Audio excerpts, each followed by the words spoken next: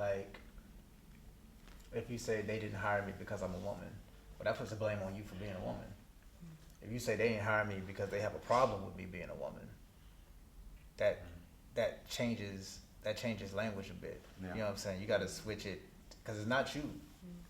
It's not you. You know what I'm saying? If you say don't talk to me like that, it's the way they talk. It's the way they talking. You know what I'm saying? Oh, like when the liberals say some shit like, your skin color doesn't mean nothing to me. I don't see color. I don't see color. Some silly shit like that. First of all, it's how you feel about my color, not how I feel. It's an indictment on you that you don't care that I'm black. Well, you should. It's one of the most predominant fucking things about me. You know what I'm saying? You should care that I'm black. You should care that I'm a man. You should care that I'm this and that because they're all me. And to say that is an indictment on them. It's not you for being a woman. It's not you for being black. It's not you for being talented. It's not you for being loud. It's how they're feeling about all those things that you are. And whatever it is that's about them is fucking them up about you.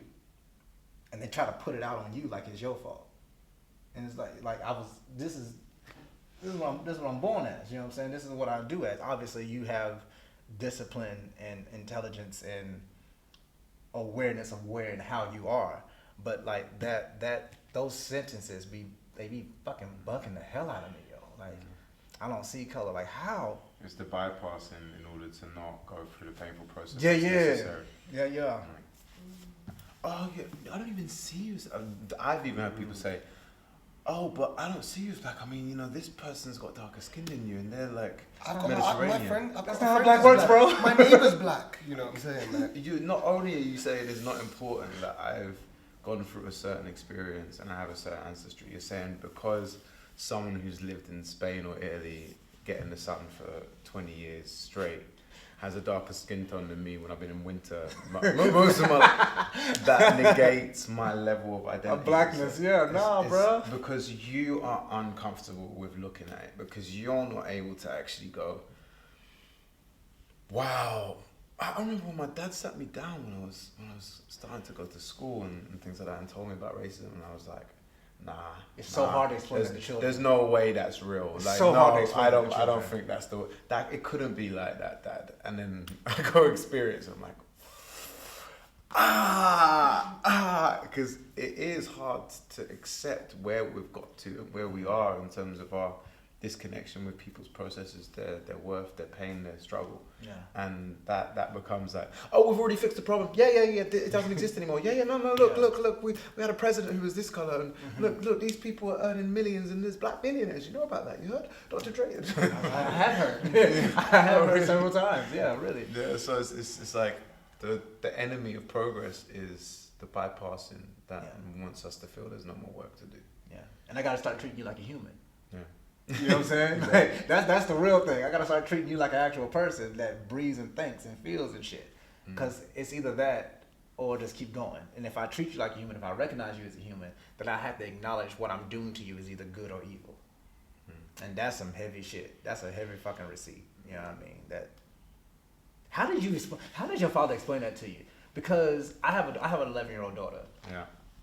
And racism as a concept is, even though I've gone through it my entire life, I've lived it, you know what I'm saying, it's the air, you know what I'm saying, like, how did he break that down? Because if she ever asked me, essentially that the world is set up against people like me, and I'm gonna have to work harder, go through more stuff just to have the same amount or less than other people who benefit more from, like, is essentially along those lines of, you have to do so much more than someone who doesn't have your ethnic background in order to get what they will get. How did he make it make sense? Oh, I had to experience it. Okay. Like it was like I was there. Like, no, there's no way. Like, how is that possible? How can people do that? And then I would see it, and I went to a grammar school, so it was even more obvious to me that it was like, okay, this is so it's like, it's kind of, I use this metaphor a lot in life, but it's kind of like you can give someone a seed, but it's up to them to water it. Yeah. and life watered the, the racial diatribe reality. My daughter and her older brother. Her older brother is a Nez Perce Indian.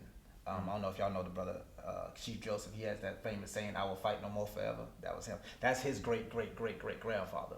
So me and him were talking about white people, and my daughter interrupts it. She's like, "No, Daddy, not all white people." And my immediate, of course, I capitulated. I was like, "You're right. It's not all white people." But my immediate thought was after that was like, "I pray that you never experience something that changes your mind from where you are right now." Because she is like, so I love everybody, and I was like, I pray that you don't experience a thing that makes you change your mind, or if you do, like it's a witness thing. It don't happen to you, because when the shit happens to you, it's just so fucking different. It's just, there's no real words for it. It's like, it's a fucking sickness. It's like there's no. Even right now, I don't really have a thing to say to like put out what it actually is. It's just fucked up. God damn.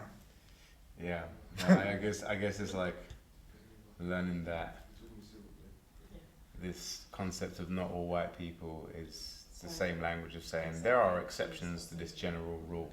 There are exceptions to this observation that over all of my years I've experienced and known to be reality. There are allies, there are people who care, there are people who are more educated on African history than I am who happen to be in a white body because they're so dedicated, but they are few and far between. Yeah. Just like we can say the next generation of young people, there's a lot of them who are extremely switched on. And there's so many of them are still distracted by this bullshit and oh, I've got to look like this and look, I've got this filter.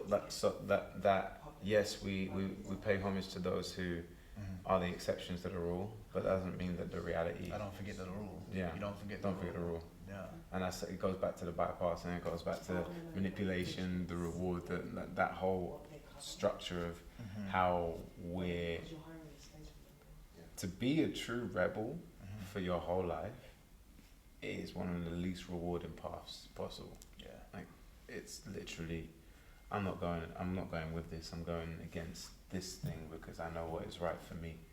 And you'll see other people who are like, oh yeah, and they go, yeah. That's the move. Oh, okay, cool. Oh, right. That's the move. And you're like, keep going. So, what if I did do that? No, don't do it. No, it's the back and forth conversation. Yeah. Like, I could just sit down somewhere and be okay. You know what Well, I'm saying? I could shut the fuck up. I literally sat there like, what if back when I was 13 and someone first showed me coke and told me how I could have sold it? What if I would have done that? Because it's a great business plan, just terrible product. It's a Is it right? So, but then I realized, no, I didn't want to be, but there was just the thing of saying, because then I could have lived the trapper life and then I could have invested in my music and I wouldn't be who I am. No. I wouldn't be who I am right now if that was who. So yeah, it's a beautiful process to actually be able to witness these projections, these inner cores, and I think by knowing your inner core and your outer cores and the different council of you, the different selves that you occupy, it's going to be a lot harder for people to put things on you. Yeah. But they'll still try. Yeah, they'll still try.